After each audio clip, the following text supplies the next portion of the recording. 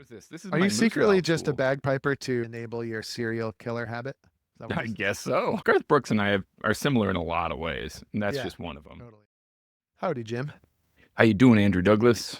It's very awkward for us because we just recorded an episode, and so we've already been chatting for a while this morning. I always try to kind of reset my brain when we start a second one. Just be like, forget all of that. This is fresh. Because you want to avoid like referencing things too directly from the previous recording without any kind of context, right? Because it could be that these episodes are just 1 week apart, but sometimes because of timing and how long it takes to edit and other things, these could end up a month apart. And then if it's like, oh, you know what I was saying, and then you don't say what you were saying, it could be very confusing. So Yeah, it's true. So, Jim, I got a mailbag last night. And Someone sent me a Facebook mailbag. message. So We don't have we need a jingle for mailbag time. Yeah. But tell me what they sent you. We left space there for you to put the jingle. So. Oh, right. Thank you. So here it is from Matt S. Jim. Have you ever done a podcast on creating a great practice area? And then he has a few follow-up questions. Effects of ceiling fans on tuning is the first one. And then the second one is, what should beginners have in their pipe cases? Oh, okay. Those are fun. I like that. I feel like we have talked a little bit, at least, about having an area where you go to practice. Was that in Finding Bagpipe Freedom? My knee-jerk reaction to this is we absolutely have done it. And I'm a little bit offended by this question because if you're a fan enough of the show to think that you should send me a private Facebook message, you should have at least listened to every episode. So I think it was probably in the episode about focus. That's the one I'm thinking. Yeah, because it had to do with having your own space and putting the phone down and all that kind of stuff. Yes. So I do think so. So this person, God forbid, you actually listen to every episode painstakingly. By the way, here's my trick to listening to the episodes is I turn it on 1.5 speed. It really helps. Lightweight. I go 2x. Oh yeah. See, 2x feels too frantic, but 1.5x feels like the speed I want to listen to myself bumble through some of these ideas. My wife tells me she can tell when I've been listening to a lot of audiobooks because I start talking faster. Yeah. She thinks it because I'm usually listening at 2x. Yeah. It's very funny. I don't know. Yeah, but we digress. So to be clear too, Matt, we're joking. You don't have to listen to every episode. I wouldn't wish that upon it. Like, that's okay. Oh, never mind. We're serious. No, my point is, here's a thumbnail of that episode right here. My point is, some people are friends with me on Facebook, right? Matt is a Facebook friend of mine. But like, if you're going to Facebook message me about a business matter, like this is you're Facebook messaging me, and it might have been, it was a Monday, 9:30 in the morning. So I guess it was during business hours. Okay. But in my mind, this was like Sunday night as I was trying to unwind, It's like someone who wants to know about how to play their bagpipes better. I mean, I think there's like a bro code there, which is if you're going to ask, you got to be diehard. You have to be really diehard. I'm questioning Matt S's diehardness here. But anyway, we digress. So Jim, I think we do. So first of all, we want to check out that episode. But then second of all, can we review together how to create a great practice area? Yeah, absolutely. Like your practice area looks pretty great in your man shed, your he shed. Yeah, I'm very fortunate that I have a substantial shed in my backyard, and because of officing from home for well over a decade, I've had other reasons to do it up nice. And so like I've got a nice space. Lucky me, for sure. I do recognize that not everybody has that, and I didn't always have that. Playing in the house with the baby trying to sleep, that kind of thing. Those are all complicating factors, for sure. So there's that, which is pretty interesting. I too have this is my studio where not everything, I do a lot of work from home, especially during the summers, but like this is where the magic happens and where all my piping stuff is and where most of my practice happens here. And so, but what makes a great practice area? Does it have to be super fancy like our man sheds, Jim? Or no. Like, what are the key components? I've got a few ideas, but I was just wondering if you've learned anything doing all these episodes with me. Well, I do remember it coming up That when we was a talked about joke, it by the before. way. I just took that seriously. Yeah. We're just gonna mismatch on what we think is a joke versus what we think Yeah. is serious on in every instance Jim, here. come on, come on. I was joking. No, but what I do remember it coming up that, like, it doesn't even have to be, like, a specific space. It could be a park or something like that. It could be that just in the space you have available to you, there's a corner that you stand and just decide that when I stand here and face in this direction, that's because 'cause I'm playing bagpipes. Just, like, do something or, like, get out a rug, and I only stand on this rug when I'm playing bagpipes. Something to make it so this is my bagpipe space. So I think the number one component of a great practice area is that it's dedicated to practice. Like, I think that's the number one thing. The practice area is all about focus. So a lot of times what you see is people don't really have a plan for their practice area. So they're like, I have to practice my pipes. But the first thing is, oh, geez, I don't even know where I can play my pipes today, right? Maybe the neighbors are home and are they going to be distracted? So I guess maybe I need to go somewhere else. And then sometimes I play at the church, but I don't know how to do that. And sometimes I play in the Well, park, but it's raining today. And like, so yeah, or you get there and there's a family reunion or something. You're like, "Oh, I don't wanna interrupt that." yeah, yeah. I mean, like so many things like that, right? And so the number one thing is that you have a place that's reliable where you can practice sort of like either on a set schedule or better yet, you can practice whenever you want to. The times in my life when I've been in, like, the best, like, piping shape has been when I've done lunch break practices. I don't know if that's applicable for everybody, but when I have to be on a job site or in a warehouse or in an office, I've usually been able to find some kind of option that at lunch break, I can pull out my pipes or my chanter or something, you know? Yeah. All of the tools that you need should be at the ready and should not require any setup. So that's the other thing with a great practice area. Now you could still do Mm. this in the corner of your bedroom, right? Some people who have the Dojo tube manometer, what you'll see is like on the back of their bedroom closet, they've got the manometer, and so all they have to do is open the closet door and then they're ready to practice. Mine's And hanging from exercise equipment that I don't use for exercise. there you go. Well done there, Jim. I remember what happened last Yeah. time. You were in a lot of pain. So Right, yeah. I'm just gonna avoid that. So having everything ready to go. My absolute number one thing that I always have ready to go is I have a high quality audio recorder primed and Mm. ready to go at all times. Mine's right over there. I can see the light is on. All I would have to do is press the red button and it would grab an audio recording of me playing with very nice quality, right? And then my recorder has an SD card in it. So if I wanted to keep the recording or listen back to it later, you would just take the SD card out, plug it into the computer, and drag and drop. And then I'm ready to listen to that thing as I drive around town if I need to. Recording myself is such a huge tool. And so I have it here. When I practice, all I have to do, my pipes are literally still going. I reach over with my bottom hand and press record, and now I can lay down an MSR. It's super high quality. It's always the same every day, and it's ready to go. So sometimes it sits there for months and I don't take a recording, but it's always there and it's always ready. Now, that would be as opposed to like getting the iPhone out of your pocket, stopping your pipes while you load all the apps, getting it set up right, finding the right angle, trying to Not to figure out how to. mention the gargantuan task of, like, willpower to avoid anything else that's on your phone Oh, while I you're know, doing right? all of this as well. Right, exactly. Well, I'm Yeah. going to record myself, but it's like, oh no, my wife sent me a text about, something that could actually wait. But yeah, just having the gear that you need. I also have all my maintenance supplies within arm's reach, right? I've got a table to lay things on. I've got my hygrometers because I like to have an idea of the conditions as I'm playing. It's just a happy place. And then you brought up the next most important thing, which is the distractions. How many people out Yeah. there regularly allow text messages and other things on their phone to interrupt their practice sessions, right? I see it It's all hard to the avoid, time. yeah. Yeah.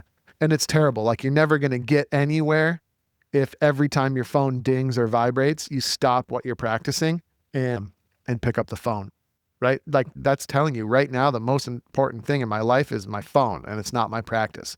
Now, look, you probably have a business to run and a family, and maybe you're having an argument with your spouse or something. And so like you feel like that's important, but About whether or not it can wait. about whether or not returning texts can wait. Yeah. You know what I'm saying? There could be anything going on where you feel the pull of your phone. I get it.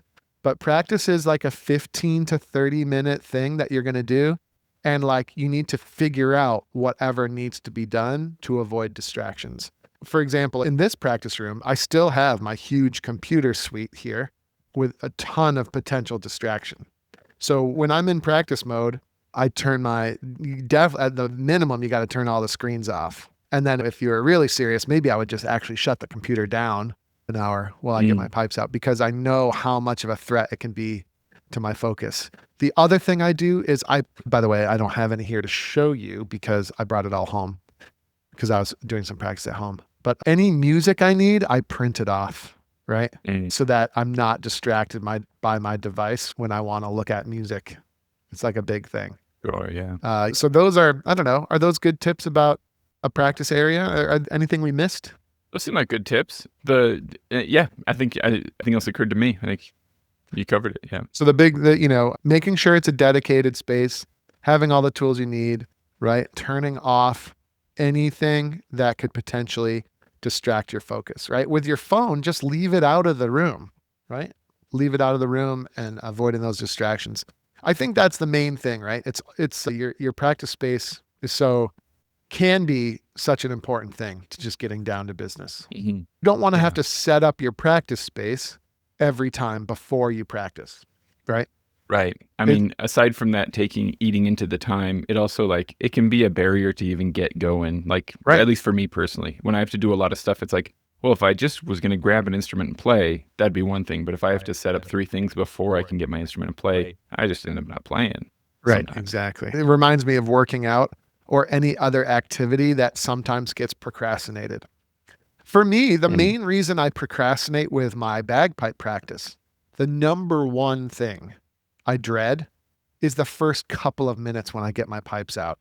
My body's not warmed up yet and my hands aren't warmed up yet. So my instrument feels hard and my hands aren't sounding great yet because I'm getting old. So like the first 5 minutes, it's uncomfortable and not enjoyable, right? Imagine if I also had to set up my practice space, right? Another tip for your practice space is don't disassemble your pipes. Caveat, you got to keep your chanter capped. Don't leave your chanter in the pipes. It'll end up a moldy mess, you guys. Come on. What are we talking about? Come on. What were you even thinking about? I know there's some of you listening out there who are like, even the chanter? No, not the chanter. In some cases, you would be fine leaving it in. But if there's moisture in there and you leave it in, you're going to run into trouble, people. Don't do that. So all I have to do to get started is to put the chanter in, and then I can get started playing. And then, getting through the 5 minutes of cobwebs is tricky. That's like a lot of things in life, though, isn't it? It's getting started that's hard. And then once you're going, you're like, this isn't so bad. This is actually kind of nice. That's exactly it. Totally. There's that barrier to entry there, whether it be real or perceived, that can be tricky. Now, not to force us over to the next part, Andrew, but if you're ready for it, I'm like, what's been burning in my mind, I'm really interested in the effects of ceiling fans on tuning. I'd never thought of that before, and my imagination is kind of going wild with thinking of ways that it could have effects. I think it's interesting. The bottom line with the ceiling fans is it's hard to tune your pipes if there's a ceiling fan. That's the answer to that question. Dangerous because your hand will get chopped off. Is that the main danger? Well, the fan is cutting into the air, and it's disturbing the air in the room. That's literally what a fan does. And so, like when the air is disturbed like that, it causes phasing in the air surrounding your drones as well. Is that because sound waves they're moving through the air anyway? Right. So if the air is moving, it's going to change how the sound waves sound. The same thing as a Doppler effect. Think about sound moving through the air. There's molecules in the air. Sound is disturbing the molecules that bounce off more molecules, that bounce off more molecules, and so on and so forth. And then eventually it'll reach your ear, right? Your eardrum vibrates. Your ear converts it into electrical signals for your brain to then process. That's how sound works. Now, imagine there was another force in the room that was disturbing molecules in different ways. Mm-hmm. That's going to distort what the molecules would normally do on their way to your ear, and that results in different phasing. Each time the blade cuts through the air, it's pushing the air faster, right? Mm-hmm. It is whoop, whoop, whoop. And we've all heard that when a huge fan is going slow, it goes whoop, whoop, whoop, whoop, whoop. You can even just sort of like feel the air, right? Now you're hearing the sound of your pipes, and it's just being periodically pushed faster. And then it Yeah. might even be sucked slower, by the way, in the void of the molecules that just got pushed. So you're hearing that Yeah, fade. someone's got to So fill that space up. that's right. By the way, this might be the same thing that happens when a band is actually marching into the circle and the tone doesn't sound as good to the ear until everyone is standing still. Right? I never thought of that before. I always thought it was just like people are walking, they're not as focused on it, so it's kind of, they're a little wonky. But I hadn't thought of that. They're moving through the air. That's different. Yeah, and it's different to the observer depending on where you are. So for me, when I'm marching, my drones sound fine, right? But to the observer, I'm moving through space and my drones are doing this, that, and the other thing. And so that's causing disturbances in the way that the air would, I don't know. I'm conjecturing here, Jim, but I think I must be pretty close. Yeah, the air moving and making changes to the air pressure and the way that your sound vibrations are moving, that all makes sense. Maybe a related, but maybe entirely different complicating factor could even also be just like little tiny echoes. If your drone is pointing straight at the fan, I'm thinking about like when I drive in a car with my window down and go past like a fence that has like slat and then empty space and then slat and then empty space. Yes. I hear the sound of my car reflected off the slat. So it's like, I don't know if that'll come through the microphone. You know what I'm talking about. I know what you're talking about. And if you're playing, the ceiling fan will affect the tuning even if you're not near it, I find. Yeah. You'll because it's moving that air around. Yeah. By the way, the fan itself might also be producing a mechanical an actual sound as well that might be interfering. Like a drone sound. Yeah, like why are air conditioners always tuned like 2 hertz different than your drones? So close. Yeah, dude. I can't tell you how many times I'm playing in my backyard and then my air conditioner kicks on. It's like, well, never mind. Oh yeah, there's that as well. So any air that's moving in the room has a potentially deterrent quality to the sound. But then yes, Jim, if you're playing under a fan, I think you're going to hear the disturbance of the echoes as well. So the whole thing is a hot mess. Yeah. Big giant hot mess. Was it so the only moving air we want in the room is our bagpipes. Go ahead. Sorry. Was it this episode or last episode I turned off that fan? But it was last episode. But yeah, there you go. Yeah, if I'm gonna practice my pipes, the fan's got to come off as well, even that little guy, because it'll mess with me. Or by the way, maybe it's not messing with you, but it's like the reverse placebo. So it's like I'm struggling to get my pipes in tune. So you want to blame the fan? Trying to find a reason for it, yeah. Yeah, so there might be a little bit of reverse psychology going on with the old ceiling fan too.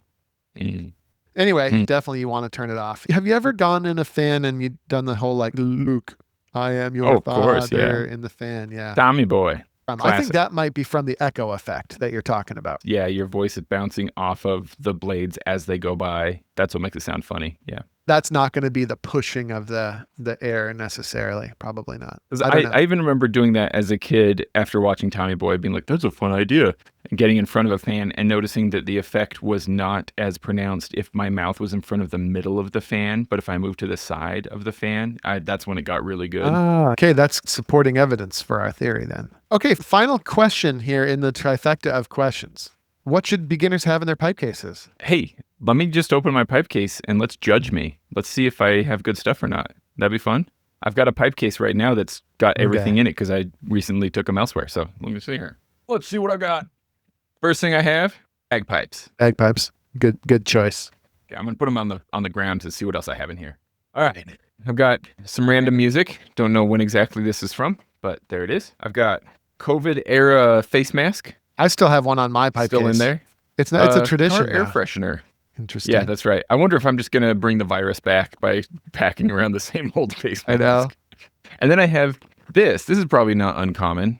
Kind of a tackle box. Yeah, it's just a tackle box with stuff in it, which the stuff includes. I've got a backup reed. This is a reed that I have shaved and played a bit to get kind of a little softer. So if I do need it in an emergency, it's not going to be like brand new.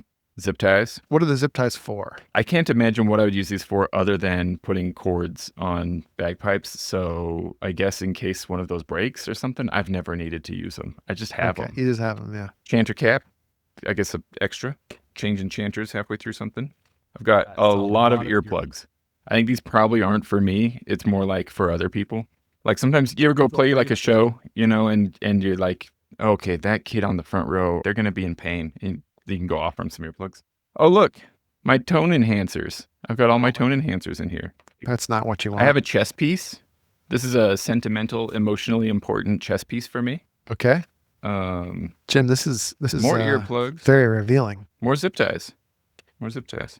What is this? This is Are my you secretly Moose just a tool. bagpiper to enable your serial killer habit? Is that what I have a lot you of put zip the little ties. you put the little chess piece like right next to them on the table. Oh yeah, yeah. That's my quirk thing. Yeah, that's right. They call you the I don't know. Well, this here I could be like the Dark Knight Killer or something like that. Yeah, Right? That'd be the fun. dark horse. The Yeah. checkmate. No, I like that. The checkmate killer. I like that. So what else? But by the way, then you had a bunch of zip ties. Yeah, It so would many be zip funny ties. if These are it would be funny if your like knife that you have in there was like just unreasonably large. It used to be. That's funny that you say that. When I was in high school, I bought one of those like Look at elvish this. looking knives at the Scottish festival, Yeah. and I called it the hemp cleaver. Yeah. And I just carried the hemp cleaver with me in my bagpipe case all the time. Yeah. It doesn't surprise me that the checkmate killer has an abnormally sized elven knife. Yeah. These are the rubber bands from when I had braces. That's good Still to in know. here. So they're not imposters. They're not imposters. That's the real deal. That's what I have, Andrew. What do you think? Am I packing some unnecessary stuff? Am I missing some essentials? I don't know where my waxed hemp went. I used to have a roll in here. I'm seeing a serial killer miniseries based on Yeah. you know. You're traveling around, you're playing the pipes, but then by night, oh, you get the pun? Weird that wherever he plays his bagpipes, there are mysterious disappearances. Yeah. By the way, have you ever heard that conspiracy about Garth Brooks? That he actually plays the bagpipes? I think it's just a comedy bit. Like some comedian, I can't remember. But like he insists wherever Garth Brooks is touring, people end up murdered. Right? So Garth Brooks and is the country killer, huh? Yeah, he's like this crazy serial killer or something. So so Wow. there you go. Jim is the same thing. It's like everywhere there's a Me and high-end Garth Brooks. game. Garth Brooks and I are similar in a lot of ways, and that's Yeah. just one of them. Totally. You've got friends in something. High places, I'm low infamous places. for honestly believing most country songs are sung by Garth Brooks. Guilty of We that. can blame you. Okay, so what should beginners have in their pipe cases? You really don't need a lot, do you? Just the basics. Probably don't need as much as I have in mine. I'm already thinking to myself, like, if I clean that out, things wouldn't be as tight in there. I like take care of that you have a tackle box. Hopefully you have the essentials all in their right places. You could get a label maker and put labels in there of like all the stuff.